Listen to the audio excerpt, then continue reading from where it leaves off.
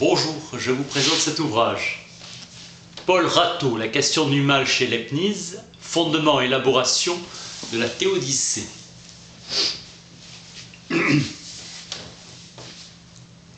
Quand on dit la vérité, quel que soit l'adversaire, on est invincible.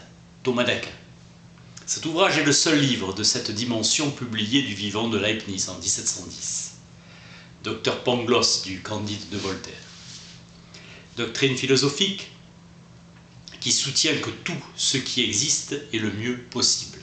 Optimisme. Le meilleur qu'il pouvait être. La théodicée est un traité sur Dieu. Théodicée est la doctrine elle-même. Doctrine du droit et de la justice de Dieu, inventeur du mot. Enveloppement théologie et métaphysique. Juriste, Leibniz entreprend de se faire l'avocat de la cause de Dieu. L'ouvrage est une thèse de doctorat. Le mal est un fait incontournable. Prospérité dans ce monde. Nous sommes sujets à 1000 accidents que la prudence humaine ne saurait éviter. Les maux sont plus nombreux que les biens. Mettre fin au débat entre Érasme et Luther. Le franc arbitre et le serf arbitre sont une même chose. Dieu n'est pas, à proprement parler, une cause morale. Ni du péché ni du bien, Dieu réduit à une cause physique un premier moteur, un fluxus et non intendis. Non pas Dieu est proprement et simplement le plus puissant de tous. Les infidèles sont des rebelles.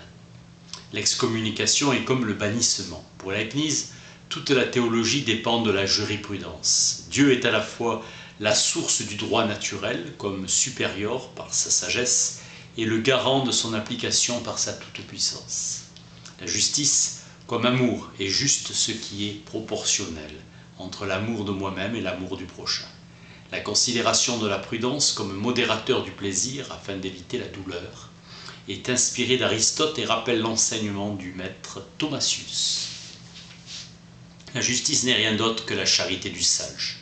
L'homme bon est celui qui aime tout le monde. Il est donc le juste plutôt le juste. René Sève, l'homme bon ne se définit pas comme dans une perspective légaliste, mais la soumission aux règles et inversement ces dernières par rapport à lui.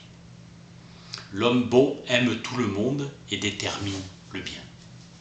Celui qui a la sagesse connaît parfaitement, sonder l'intérieur des choses. L'homme bon est le sage dont la connaissance s'étend à tout l'univers. Le juste s'emploie à aider tout le monde. Il aime le plus le bien public. Le sage leibnizien réassume la fonction de l'homme bon et prudent. Le calcul est motivé par l'amour de tous. La justice n'est plus la simple prudence, mais l'intelligence de l'harmonie et l'amour universel. La preuve de l'existence de Dieu tirée de la beauté du monde donne seulement une probabilité infinie ou une certitude morale. Prouvant la nécessité d'un premier moteur incorporel, la physique, renouée par les modernes, devient la voie la plus adéquate pour démontrer Dieu. Dieu doit être sage et intelligent compte tenu de la beauté des choses, action d'un sublime horloger. Ordre signalé par la beauté de la nature. La nécessité ne détruit pas la liberté, mais implique, comme chez Luther et Hobbes, le rejet explicite de la permission divine du mal.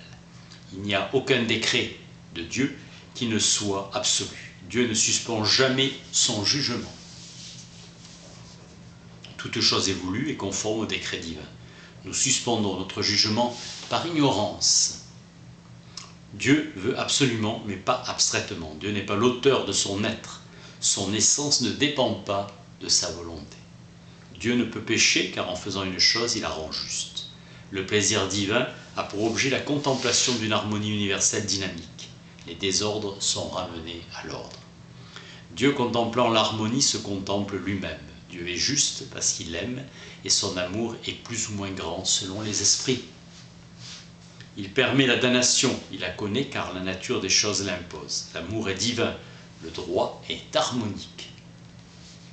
Dieu n'est pas l'auteur du péché, car il n'est pas l'auteur de son entendement qui en est l'origine. Dieu est la cause non par sa volonté, mais du fait de son existence. Les deux principes sont en Dieu même, le bien et le mal, dans son entendement. le bien seulement dans sa volonté. Dieu concourt physiquement et non moralement au péché. Sa réalité, oui, sa malignité, non. Permission du mal, la volonté est adhésion, elle est la perception du plaisir. Conscience du bien et sentiment de l'harmonie, l'amour, reconnaissance et réjouissance de l'existence de chaque bien, en particulier, et de l'harmonie du tout. Dieu est l'auteur du bien, car il en est pas seulement la cause, par son existence, mais par sa volonté, car il s'en réjouit. La volonté est une cause au sens final du terme, car la félicité la plus haute est la fin de l'harmonie universelle, cause efficiente du plaisir le plus grand, lequel est sa cause finale. La volonté identifiée au plaisir lui-même est fin, non moyen. Le péché n'est admis que comme condition d'un bien plus grand, car en lui-même il n'est pas voulu. L'harmonie universelle est cette fin extérieure. Dieu ne trouve ni plaisir ni déplaisir dans l'existence du mal, en tant que celui-ci est reporté au tout. L'aporie soulevée par Épicure d'un vouloir et d'un pouvoir divin apparemment inconciliables avec l'existence du mal se trouve résolue par la doctrine de la permission. Dieu, une fois posé, les péchés et les châtiments des péchés existent. La véritable cause de l'existence du mal, Dieu, raison et non auteur. La cause du mal, de la liberté à la nature des choses. Le concours de Dieu au mal n'est que physique. L'homme et le diable sont auteurs du péché car ils ne le permettent pas mais le veulent, c'est-à-dire y prennent plaisir. Nul n'est la cause volontaire de sa volonté. Personne ne se fait lui-même volontairement méchant, sinon il le serait avant d'être fait tel. Toute volonté est volonté de quelque chose de bon.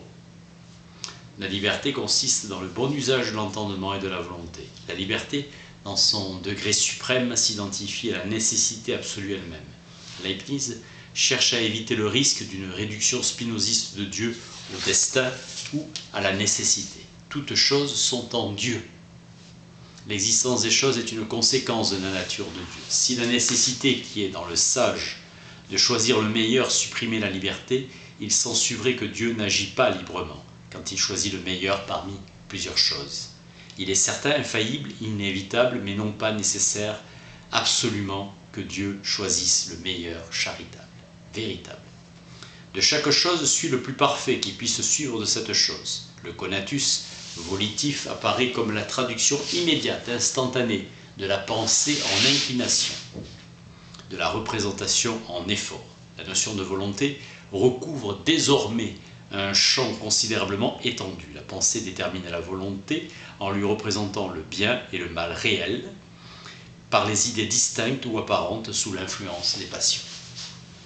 Entre volontarisme et intellectualisme, Leibniz propose une voie moyenne, un intellectualisme modéré dans lequel la priorité de l'entendement sur la volonté serait plutôt d'ordre moral. Si Dieu crée le péché, c'est pourtant l'homme qui agit. Le concours divin est total, mais n'enlève rien à la liberté de l'acte accompli et à la responsabilité du pécheur qui doit être puni pour sa volonté mauvaise. Dieu donne toute la perfection possible aux créatures, qu'il veut le salut de tous les esprits. Saint Augustin considère que la créature, parce que tirée du néant et par nature imparfaite, défectueuse et corruptible. Pouvoir de défaillir de saint Bonaventure, notion leibnizienne d'imperfection originale, et la cause du mal vient de l'imperfection originale des choses, la limitation de la créature. Cette imperfection est aussi une manière d'obtenir cette perfection. L'inertie est une résistance qui se traduit négativement par une déperdition de la force acquise. Inertie naturelle des corps pour Kepler, le mal est un non-être. Le mal n'est rien, rien qui ne puisse déplaire à Dieu, s'opposer à sa puissance. La racine du mal est dans le néant, Saint Augustin. Dans la privation ou limitation des créatures, à laquelle Dieu remédie gracieusement par le degré de perfection qu'il lui plaît de donner. Il est impossible qu'il y ait une créature absolument parfaite, car Dieu ne ferait un Dieu, un degré de perfection. La permission du péché se trouvant comprise dans une volonté plus générale, plus compréhensible, qui porte sur Adam, faute originelle, et sur tout l'ordre de l'univers. Dieu ne décide rien des actions humaines.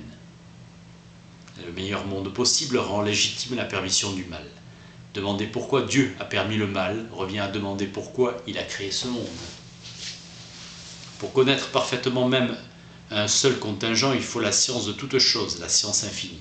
Ces mystères ne sont rien d'autre que cette profondeur ou cet abîme de richesse de la sagesse divine dont parle saint Paul. La faute d'Adam a été réparée par l'incarnation du Verbe. Dieu veut la plus grande perfection et il permet les mots sans lesquels elle ne peut être obtenue. Les mots ne sont pas des moyens mais des conditions.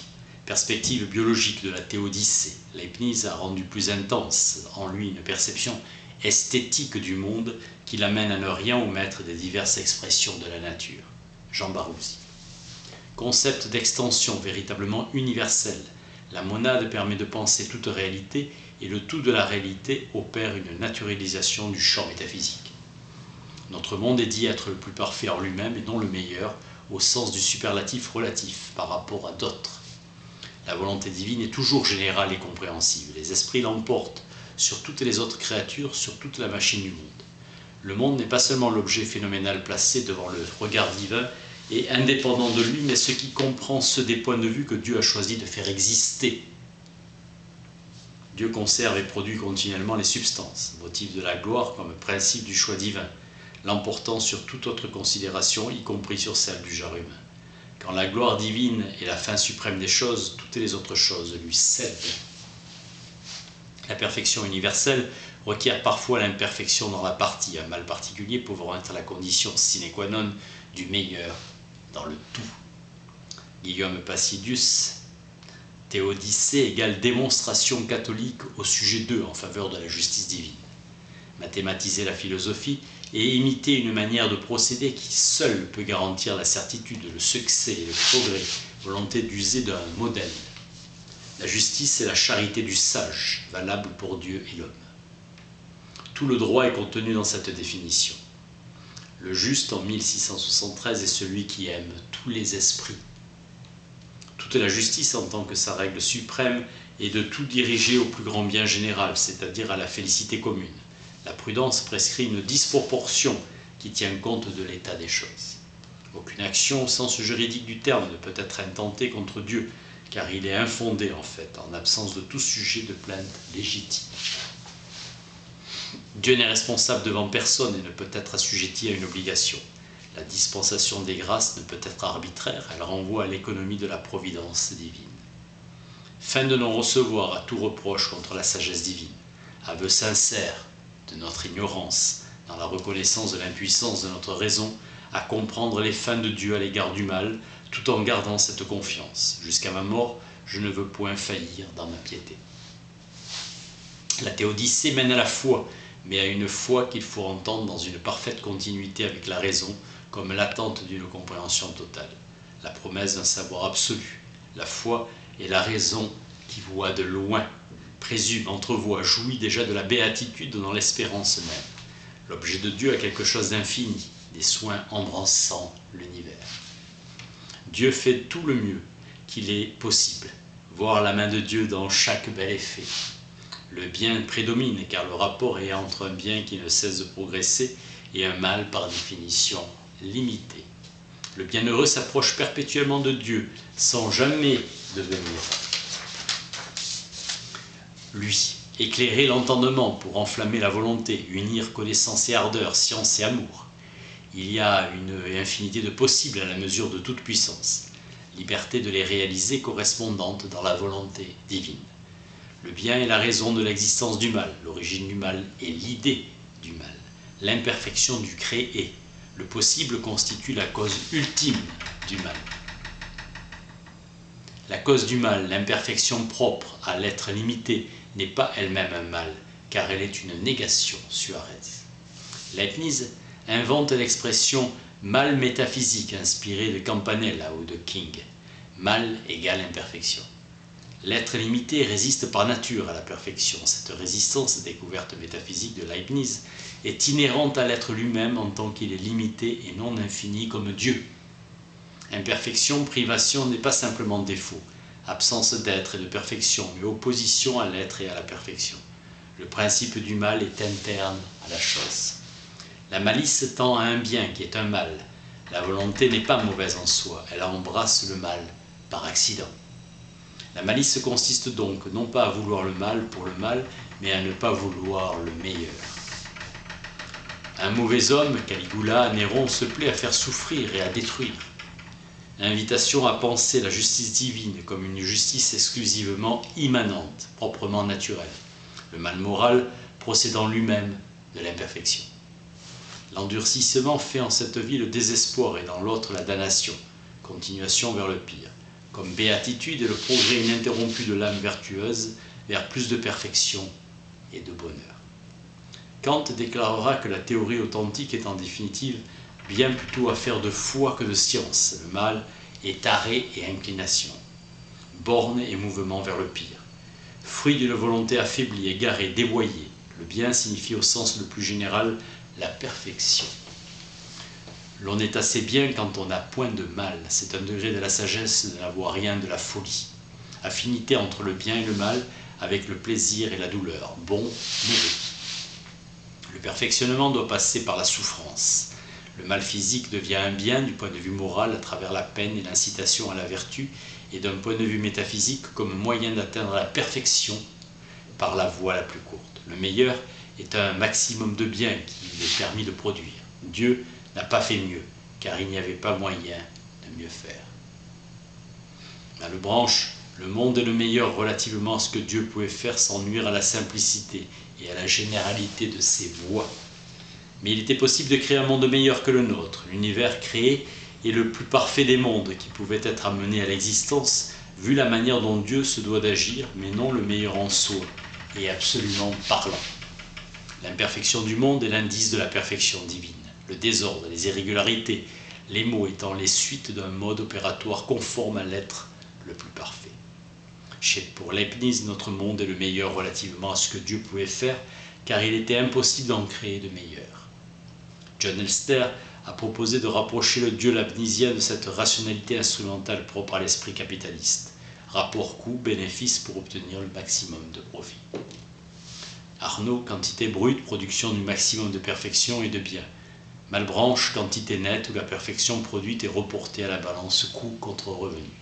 Dans l'art, l'imperfection est une composante intégrante de la perfection du tout et non ce qui la diminue et ce qu'il faut soustraire dans l'évaluation totale. La contemplation de l'harmonie universelle nous approche de son sens absolu par l'expérience du plaisir positif qu'elle procure. La délectation est définie comme sentiment ou perfection de l'harmonie.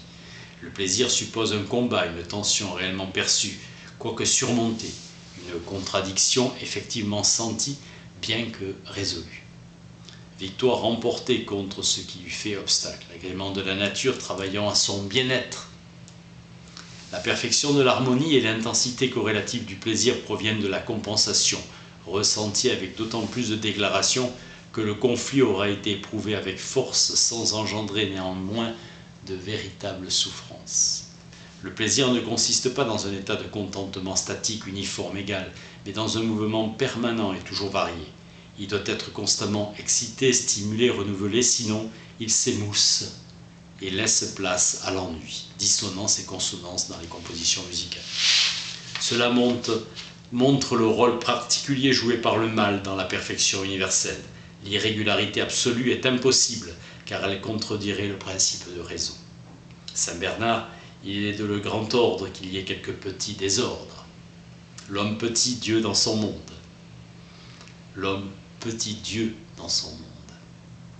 Anamorphose, mal, en faux semblant, le plaisir de la contemplation dissipe l'apparence chaotique. Il faut penser que rien n'est absolument un mal qui est en lui-même moins que rien.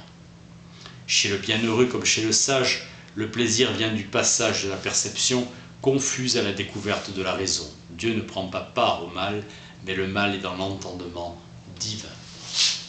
Le Créateur a donné à sa créature les moyens de se relever et de bien agir. L'intelligence, l'âme de la liberté. L'intelligence est identifiée à la connaissance distincte, à celle qui suit du bon usage de la raison. Dans le cas de l'esclave comme dans celui de l'homme soumis aux passions, la liberté n'est pas supprimée mais réduite, bornée, une contrainte. La douceur des passions fait de l'homme un esclave heureux, esclave volontaire. La volonté est libre. La liberté est l'adhésion réfléchie et volontaire à la spontanéité et l'effort en vue de sa maîtrise la plus grande possible. La véritable liberté est la vraie puissance ne consiste pas à un pouvoir de se réformer, mais en l'incapacité de pouvoir faire autre chose que le meilleur. L'enjeu principal demeure la question de l'imputation, imputer le péché à l'homme. Il doit être puni car il a accompli le péché librement. Libérer la liberté en acte et agir, comme si l'actuel déterminait l'éternel. Dieu ne connaît pas d'autre loi que sa sagesse. Prier, travailler, tout ce qui arrive est déterminé et certain, seule la cause change. Ce n'est pas à nous qu'il revient de faire le meilleur, c'est à nous de contribuer à faire le bien. L'avenir ne peut être changé autre que ce que nous voulons librement qu'il soit. La certitude que le meilleur arrive toujours fonde la confiance en l'auteur des choses, foi rationnelle. Celui qui aime Dieu tâche de contribuer le plus qu'il peut au bien général, identifié à la gloire divine, en travaillant particulièrement au perfectionnement de ce qui le touche de plus près. C'est à Dieu de connaître l'heure et le lieu propre à faire réussir les bons desseins, œuvrer au bonheur du genre humain. La foi est inséparable des œuvres. La pratique est la pierre de touche de la foi. Le pur amour, sincère et éclairé, nous fait agir comme si nous pouvions accroître la félicité et la gloire de Dieu. Rendre réel le possible voulu par Dieu. Dieu aime l'homme par le Christ. Notre salut et l'avenir du monde se jouent ici et maintenant. Le mal est lié à la justice.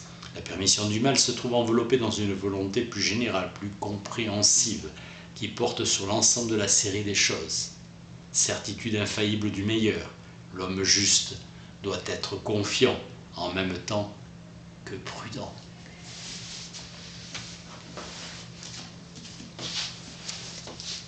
Paul Ratto, La question du mal chez Leibniz, fondement et élaboration de la théodicée. Merci.